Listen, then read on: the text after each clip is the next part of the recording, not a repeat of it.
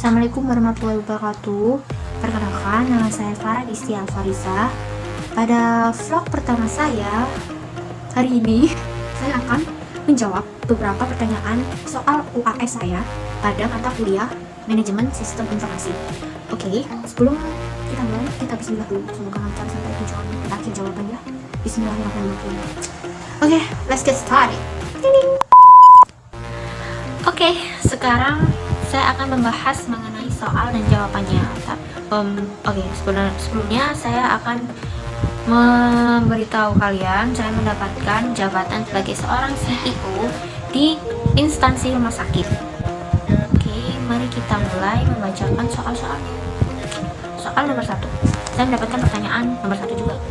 Sesuai dengan jabatan kalian, apa yang akan kalian lakukan jika kalian memiliki anggota yang tidak sesuai dengan ide teknologi yang akan kalian terapkan di rumah sakit kalian? Dan ide teknologi itu bisa kalian cari sendiri atau kalian search di Google, itu juga boleh. Kemudian soal nomor 2, saya mendapatkan pertanyaan nomor 4. Pertanyaan itu berisi begini: jika kalian adalah kepala pada level jabatan kalian, user level seperti apakah yang akan kalian buat untuk tempat kalian? Kemudian deskripsikan secara sederhana setiap user levelnya. Sekarang kita lanjut ke soal nomor 3. Soal nomor 3, saya mendapatkan pertanyaan nomor 7. Di pertanyaan ini, kita disuruh untuk membuat skema bintang untuk study case. Jadi study case-nya itu menyesuaikan tempat jabatan kalian. Jadi sistem informasinya itu menyesuaikan dengan jabatan saya sebagai seorang CEO. Oke, pertanyaannya sudah saya sampaikan semua kepada kalian. Kemudian mari kita membahas jawabannya. Baiklah, sekarang kita masuk pada sesi menjawab dari ketiga pertanyaan tadi. Untuk jawaban yang pertama, soal yang pertama tadi, jadi gini, saya menentukan kendalanya terlebih dahulu. Dari suatu permasalahan tersebut, saya bisa menyimpulkan hal apa yang akan saya lakukan untuk menyelesaikan permasalahan ini. Jadi sesuai dengan tugas CEO, dia bertanggung jawab untuk menentukan tujuan perusahaan dari untuk jangka panjang maupun jangka pendek.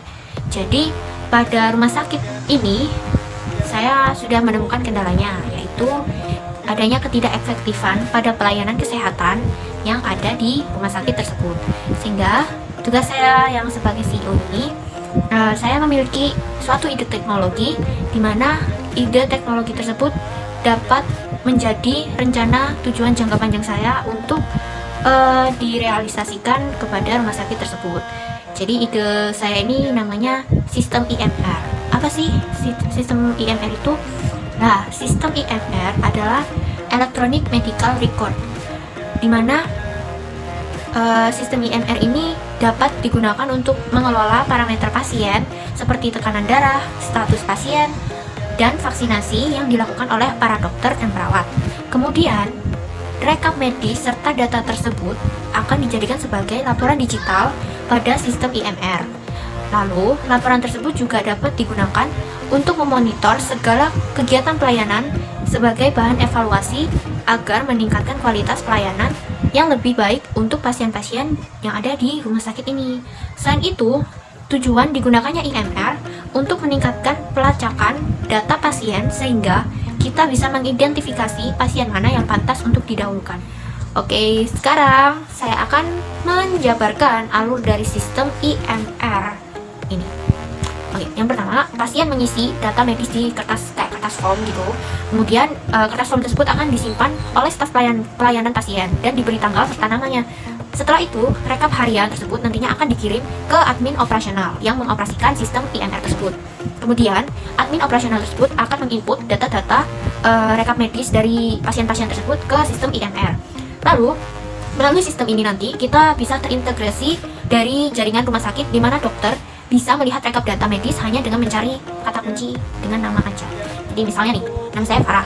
Nah, si dokter ini akan mencari rekap data medisnya Farah ini, yang kemudian akan muncul tanggalnya, tanggal masuk rumah sakit itu kapan, terus dia orang asli mana, namanya siapa, tempat tanggal lahirnya gimana, keluhannya seperti apa, dia punya riwayat penyakit seperti apa. Jadi semua akan terekap secara rapi di dalam sistem IMR ini.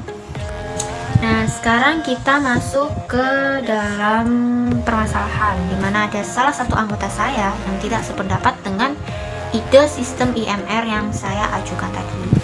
Dengan alasan seperti ini, jika sewaktu-waktu sistem tersebut mengalami error, maka seluruh rekap medis dan data pasien tersebut bisa saja hilang semua. Dari sanggahan tersebut, saya akan mengadakan diskusi ulang untuk membahas masalah itu dan mencari solusinya bagaimana. Kemudian pada forum diskusi tersebut saya akan menyampaikan argumen saya bahwa IMR sistem ini bukanlah satu-satunya laporan yang digunakan untuk melapor atau untuk memberikan laporan tentang pelayanan pasien ya. Jadi seperti yang sudah saya jabarkan di alur IMR, sebelum dokter atau perawat atau staf pelayanan pasien itu melakukan penginputan sebuah data di sistem IMR ini, sebelumnya pasien akan disuruh untuk mengisi kertas form, di mana kertas tersebut berisi identitas atau rekam medis dari dokter, pasien maupun perawat yang sedang melakukan pelayanan pada pasien. Sehingga apabila sewaktu-waktu terdapat kejadian error pada sistem IMR ini, kita masih memiliki cadangan informasi pada kertas-kertas form tersebut.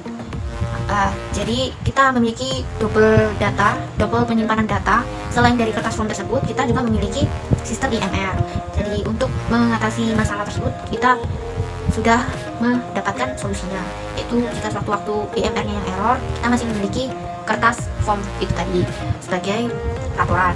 Kemudian jika sewaktu-waktu kertas itu hilang ataupun sobek ataupun rusak, kita masih memiliki sistem IMR yang sudah merekap ulang data-data dari pasien yang ada di kertas form tersebut. Oke, pada saat saya menyampaikan argumen tersebut, jika semua manajer yang terlibat atau staf yang terlibat sudah setuju dengan saya, maka saya akan memutuskan untuk memakai ide sistem tersebut untuk dikembangkan pada rumah sakit ini. Itu jawaban saya. Oke.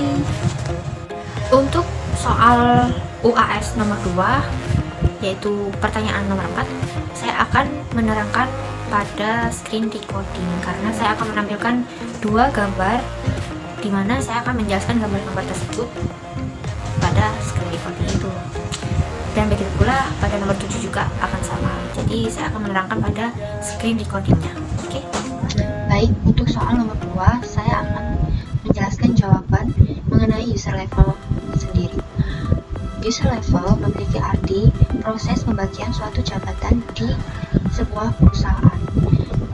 Jadi pada gambar ini kita bisa lihat ini merupakan beberapa kategori dari user level yang dibedakan menjadi 3 kategori, yaitu top level management, yang kemudian middle level management, yang ketiga first line level management.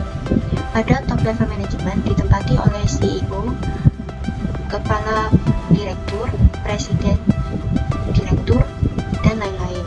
Kemudian pada middle level management ditempati oleh manajer-manajer dan lain-lain. Kemudian pada first line level management ditempati oleh seperti mandor atau supervisor.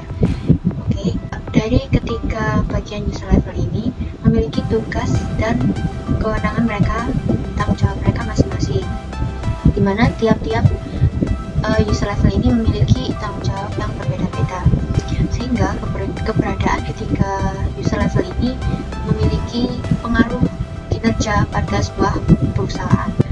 Contohnya ada pada seorang CEO.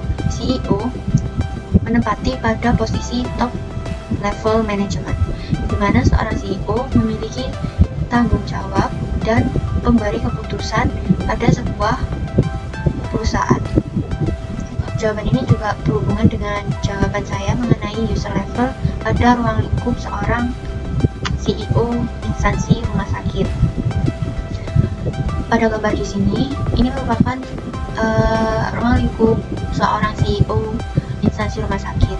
Seorang CEO, lebih tepatnya dipanggil dengan direktur utama, hanya berhubungan atau hanya berkomunikasi melalui wakil direktur ini. Jadi, seorang CEO tidak akan langsung turun ke lapangan untuk memeriksa atau mengecek segala keperluan yang ada pada rumah sakit. Untuk user level pertama ditempati oleh CEO. Kemudian untuk user level kedua ditempati oleh wakil direktur dari CEO tersebut, yaitu ada beberapa wakil direktur, di mana wakil direktur tersebut akan membantu CEO dalam menangani segala masalah lapangan yang ada di rumah sakit.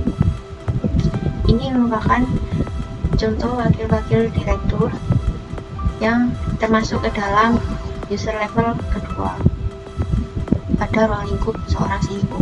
Di sini ada 4 wakil direktur, yaitu COO atau Chief Operational Officer, di mana dia membantu pekerjaan atau bertanggung jawab pada internal di rumah sakit. Kemudian Chief Finance Officer, dia bertanggung jawab kepada sistem keuangan yang ada pada rumah sakit. Kemudian CKO atau Chief Knowledge Officer, dia bertanggung jawab pada penelitian, pendidikan, dan sumber daya manusia yang ada pada di rumah sakit. Kemudian CMO, Chief Medical Officer, dia bertanggung jawab kepada segala tindakan medis yang ada pada rumah sakit. Jadi seperti itulah beberapa ruang lingkup dari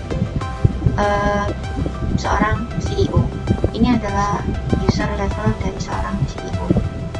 Oke, kemudian saya akan menjelaskan ke soal nomor 7. Ini adalah jawaban dari soal nomor 7, mana kita akan membuat skema bintang, dan ini adalah skema bintang yang telah saya buat. Sebelumnya saya akan menjelaskan apa sih itu skema bintang. Jadi skema bintang adalah paket informasi yang menghasilkan struktur mirip dengan pola bintang. Namun pada tingkatan jabatan CEO hanya menggunakan data warehouse tersebut sebagai data martnya. Jadi pada skema bintang ini, seorang CEO hanya menerima laporan-laporan intinya saja dari wakil direkturnya. Jadi seperti CKO memiliki beberapa laporan dari bawahannya yang kemudian akan diringkas lagi menjadi seringkas mungkin, kemudian laporan tersebut akan dilaporkan kepada CEO, dan begitu pula yang lainnya juga. Jadi seorang CEO hanya menerima laporan intinya saja dari beberapa wakil direktur tersebut. Sekian presentasi dari saya. Wassalamualaikum warahmatullahi wabarakatuh.